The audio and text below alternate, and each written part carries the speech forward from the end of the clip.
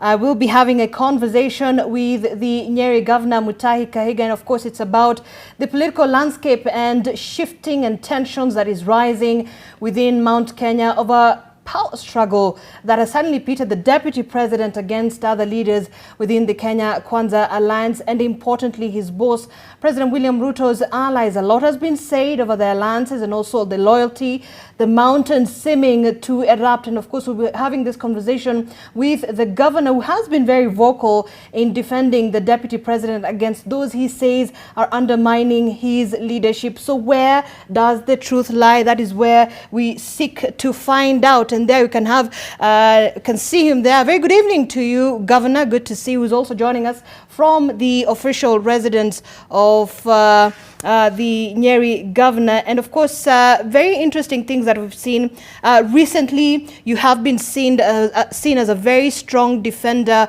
of the Deputy President's unity drive. Just tell us, what is this all about? Thank you very much. Good evening. I want to really appreciate the opportunity and to also pass greet the viewer, the NTV viewer. I think what we are trying to do is defend the Kenya Kwanza government. We really, I have said it before, I would want to repeat that this is a government that was fought for sweat, soil and blood. We struggled to put this government in office, the government of Dr. William Samoei Ruto and his deputy Rigathi.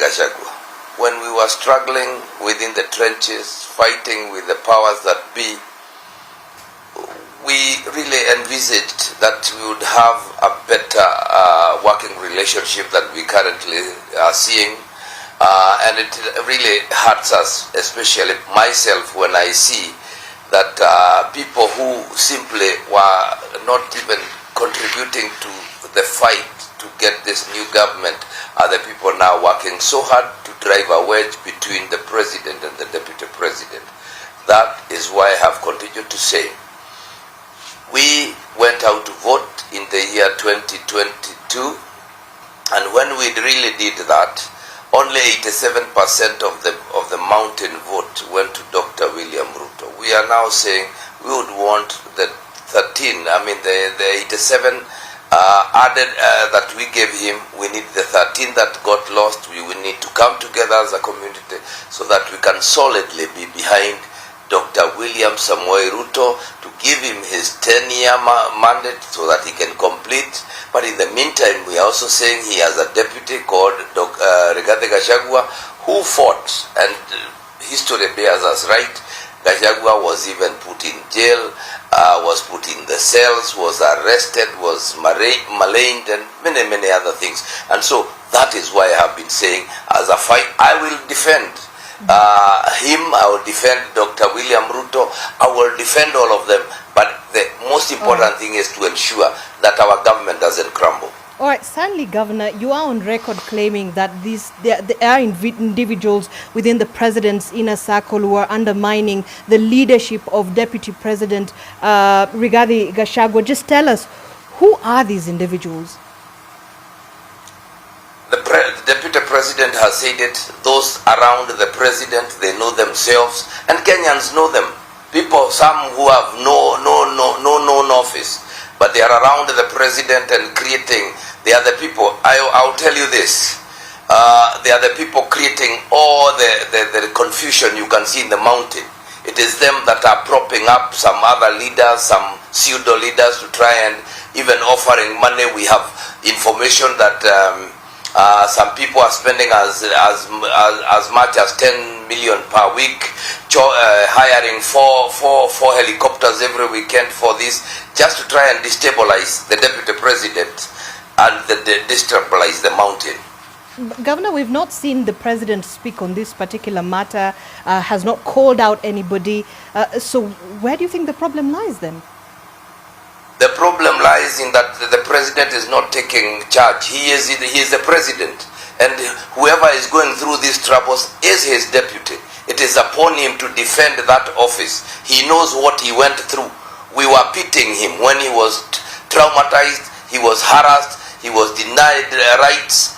And now when he sits back and watches these things happen, we hear him one day say, please respect Rigathi Gachagua. But 2 days later we see the same people walking around and disparaging the deputy governor, the deputy president. Yet the president himself spoke publicly and asked them that they respect the deputy president. What that tells me as an intelligent person is that he could be saying one thing in public and a different thing in private. So, Governor, in light of all this, and when you talk about that, as we stand, what then is the relation between the president and his deputy, Rigathi Gachagua? Well, they have a working relationship. We never voted for them to become lovers. We just voted for them to be working, deliver the better agenda for the people of Kenya, the 50 million. It is not about liking each other. They have a job to do. Let them do it. But as they do it, let the deputy president do his role, which is to support the president to the hilt, work for him, deputize him, and ensure that the programs and all responsibilities given to him by the president, he fulfills. Then the president too must ensure that the duties he gives upon, and I will give an example. One thing, we have the president himself allocated and delegated the responsibility of COVID revitalization to the deputy president in his office. Today, if you check today's budget, there is only 4 million Kenya shillings allocated to that function. What is he expected to do with that? Is only being set up for failure. Trying to say that we are setting up 6.9 billion to pay debts is only maybe to mollify the community. But the truth of the matter is that everything is being done to ensure that the deputy president's office is not working as it should. We have read in the papers the other day that even his budgets have been cut. This is not what we expect. We expect the two of them to work together for the sake of the... So essentially, yes. Governor, you're saying there is a problem right now between the president and his deputy. Of course, it is so clear because they can have all they may be working together, meeting together, but you can see the end result is that from all angles we are making noise, others are making noise on the other side. And I think all this matter, these shenanigans have to come to an end when the president takes a stand and directs all forces, including ourselves. We are subject to the president's orders, and we will not. If he orders and gets his house in order, Rigathi Gachagua is, by the way, who is defending Rigathi Gachagua except Governor Mutahi Kahiga? And all I'm saying is that I can see things are not going right, and I'm requesting my president, Dr. William Samoei Ruto, you that we voted for, to a man, please, it's time you took charge. Do not allow people to mess your legacy by creating all those problems that we can see around the deputy president. And we are also asking the deputy president to also be the faithful man we know he has always been, be truthful, work for Kenyans, but be loyal to the president, because there are no two centers of power in this country. It is only one center, who is Dr. William Samoei Ruto. The rest of us are a supporting cast, including the deputy president. But so we don't get it lost. As the deputy president speaks about unity, he is calling the unity of the mountain together so that we can all rally behind Dr. William Samoei Ruto as our president. And we owe him another 5 years. All right, Governor, when you talk about the issue of unity, certainly yesterday, when coming from Kirinyaga, the deputy president said he was being fought because of his decision to work and reconcile with the former president, Uhuru Kenyatta, yet his only mistake then, the former president, was to work with Raila Odinga. Now, given the current state of affairs as we speak, what is motivating this particular drive to work with Uhuru Kenyatta when we've had statements of the deputy president and those people who are with him saying and telling the former president to retire from politics, to just go home? What is driving this? Isn't this pulling him back into the political scene? My thinking is this, and we must understand that campaigns are one thing, and we all agree that during the campaigns there are things that are said. They may not be meant, but they are meant to get us votes. Some people are talking about the unity of the nation. And I'm surprised that when Rigathi Kahiga reaches out to Uhuru Kenyatta and others that were in Azimio and within our community, that is not looking for unity. What kind of unity do they want? Isn't Uhuru Kenyatta Kenyan? Isn't Raila Odinga Kenyan? If it is okay for Dr. William Samoei Ruto to sit with Baba, what is wrong with Rigathi Kahiga sitting with Uhuru Kenyatta? Weren't they birds of the same feather? I think we are also being not sincere in ourselves. Right. If we want unity, let everybody unite. As Dr. William, as the president, Dr. William Samoei Ruto worked so hard to bring together Raila Odinga and all his team. We also ask Rigathi Kahiga to work extra hard to look for Uhuru Kenyatta, to look for Kalonzo Musyoka, to look for everybody, so that then the unity has a meaning and is not calibrated to fit certain situations. And so how far are we in terms of reaching out to former President Uhuru Kenyatta? Has the Deputy President met with the former President? These are matters in progress. When they meet, it shall be made public. There is no reason for them to meet behind the tent. They will meet. If they meet, it will be announced and it will be seen. The same way the president is now the chief campaigner of Raila Amolo Odinga. Then we will ask whether Uhuru Kenyatta also wants a seat, and we can ask Rigathi Kahiga to also campaign for him. The matter is, can we look each other in the eye and stop trying to be hypocritical? We cannot say that one thing is good. What is good for the goose is also good for the gander. Governor, will the Deputy President Rigathi Kahiga be on the ballot as the running mate to President William Ruto come 2027? I cannot say that because it lies in Dr. William Ruto's. It is upon him to make that decision.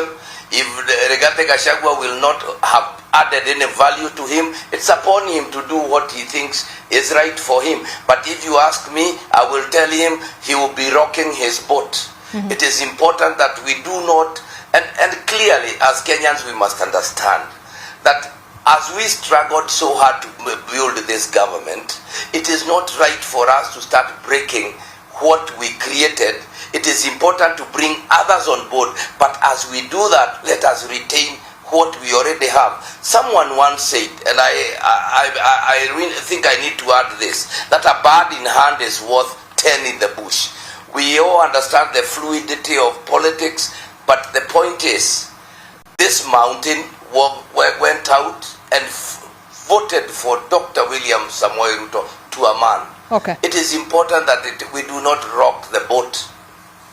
And finally, Governor, I mean, first of all, you have been accused of creating ethnic balkanization, basically for calling for the distribution of resources and saying, one man, one vote, one shilling.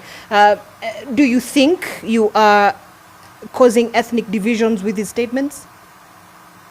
Are you suggesting that one man, one vote, one means a person from the mountain? It doesn't mean that. It means all of us are 50 million Kenyans.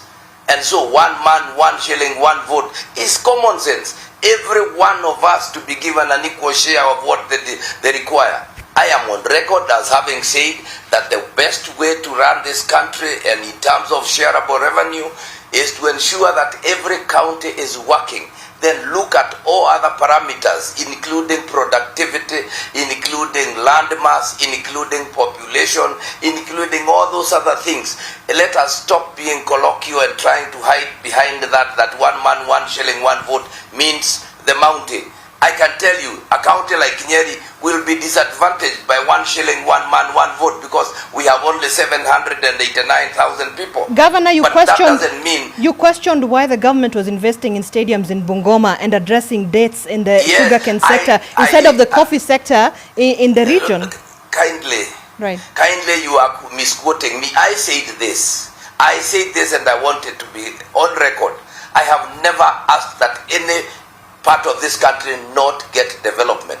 But common sense dictates that why do we look for governments? Why are resources spent so much that we get to power? It is simply because once you are in power, it is upon you to share out the